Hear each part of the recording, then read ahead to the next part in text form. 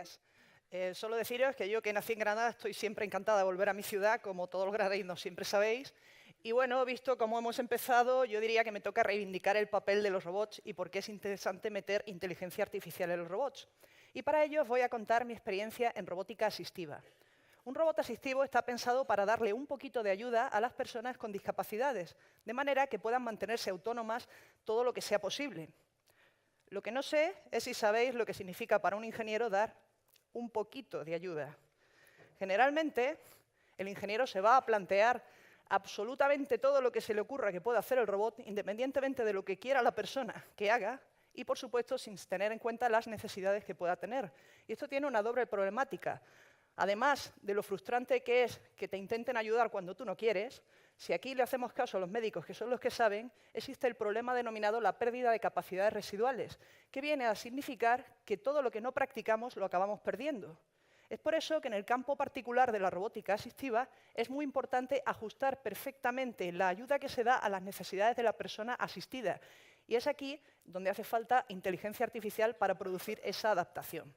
Vamos a entender mejor la necesidad si tenemos en cuenta que un robot autónomo no deja de ser una máquina programada, una máquina que tiene la ventaja frente a otras máquinas de que en lugar de llevar a cabo una secuencia de acciones, como pueda llevar a cabo, por ejemplo, un robot de cocina que están predeterminadas, o de que tengamos que conducirla como si fuera un vehículo, es capaz de tomar decisiones a partir de la lectura de unos sensores que incorpora y llevando a cabo un procesado utilizando un ordenador.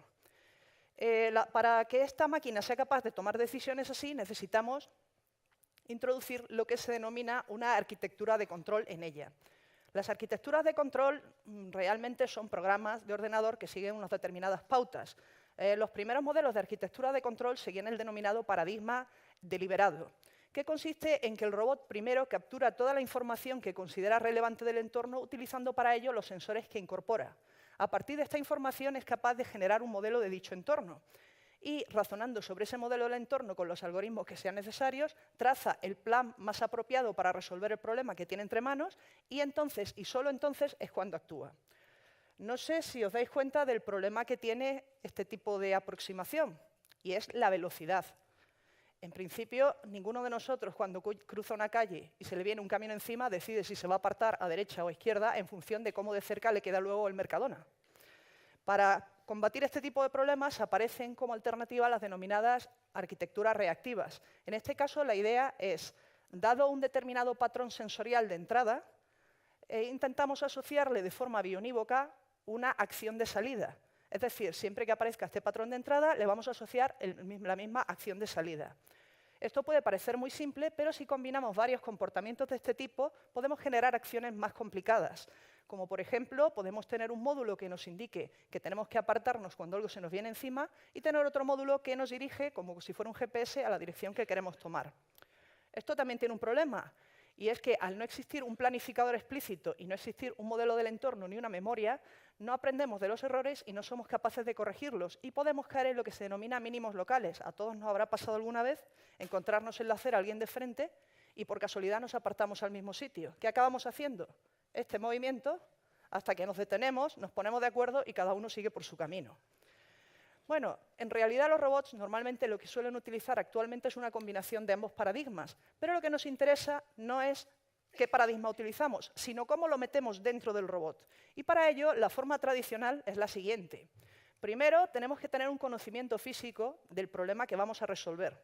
A continuación, generamos modelos matemáticos de todas las variables relevantes, incluyendo el robot, incluyendo el entorno e incluyendo el problema a resolver.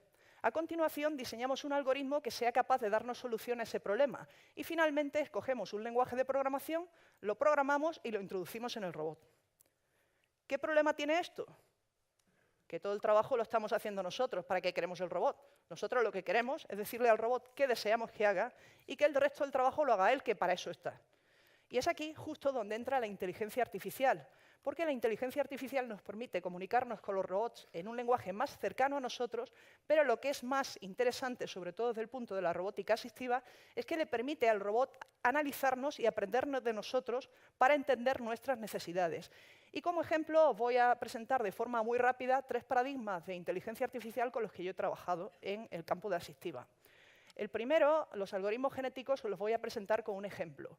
Hubo un ingeniero, Breitenberg, que postuló que si colocábamos encima de una mesa un número de robots determinado con configuraciones aleatorias, tanto hardware como software, y conforme se iban cayendo de la mesa, reemplazábamos los que se habían caído por versiones ligeramente modificadas de los que eran mejores manteniéndose encima de la mesa, después de un buen número de iteraciones acabaríamos teniendo de forma intuitiva robots que eran muy buenos en no caerse de esa mesa. Desafortunadamente, también tendríamos una pila de robots rotos en el suelo que generalmente no nos podemos permitir. Y es por eso que los algoritmos genéticos en robótica normalmente se usan en simulaciones. Y desafortunadamente, en asistiva, las simulaciones no son buenas porque tendríamos que simular también el comportamiento humano. Y todos sabemos lo difícil que es eso. Otra alternativa la suponen las redes neuronales artificiales, que tienen la ventaja de que permiten aprender a partir de ejemplos. De forma muy sencilla, una red neuronal lo que funciona colocándole una serie de ejemplos de patrones a la entrada e indicándole qué queremos que salga a la salida. Entonces, la red neuronal se reconfigura como si, por ejemplo, fuera un laberinto y todos los caminos que llevan a situaciones indeseables los fuéramos bloqueando para que al final solo queden los que nos llevan a la solución que deseamos.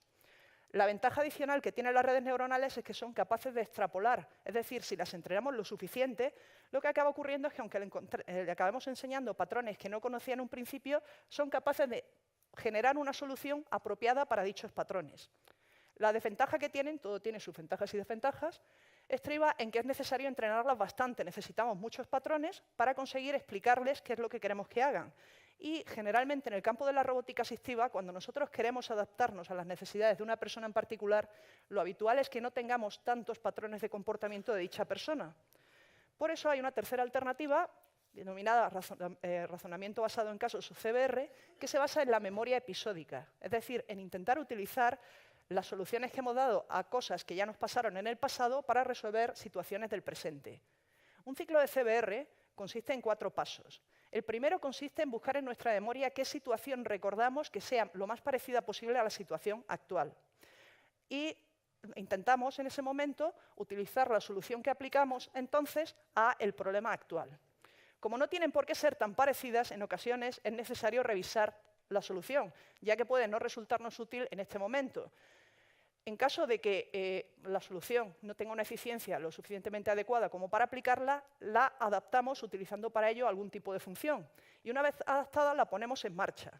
A continuación, guardaríamos el caso actual, la solución adaptada que le hemos dado y su eficiencia en la memoria que tenemos, para poder utilizarla para futuro uso. Todas estas técnicas nos permiten hacer varias cosas en robótica asistiva y yo os voy a contar para lo que me han servido a mí.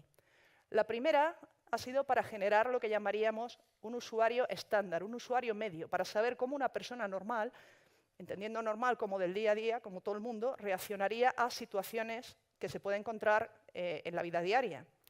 El problema, claro está, es que no existe una persona normal, ¿verdad? No existe un usuario medio. Todos somos distintos, todos nos portamos de manera distinta, somos bastante impredecibles y lo que es más, si pensamos en discapacidad, la discapacidad afecta a cada persona de una forma completamente diferente. Por tanto, no tenemos ese usuario medio que querríamos generar. Lo que nos permite la ciencia de datos es recoger toda la información de todas las pruebas que hemos hecho con muchos usuarios a lo largo de los años e intentar hacer una media de cómo reaccionaban entre todos a cada una de las situaciones que se fueron encontrando a lo largo de las pruebas. Con ese modelo, que llamaríamos el usuario medio, podemos llegar a extrapolar cómo reaccionaría a cualquier situación que se encuentre en un momento dado. Y si comparamos cómo se reacciona el usuario medio con cómo reacciona el usuario al que estamos intentando ayudar en este momento, la diferencia de eficiencia nos dice exactamente cuánta ayuda necesita el usuario actual. Y es por eso que podemos ajustar la ayuda y evitar esa pérdida de capacidades residuales que he comentado en un principio. El segundo punto en el que nos puede ayudar la inteligencia artificial es para que la ayuda que da el robot sea lo más parecida posible al tipo de ayuda que daría una persona.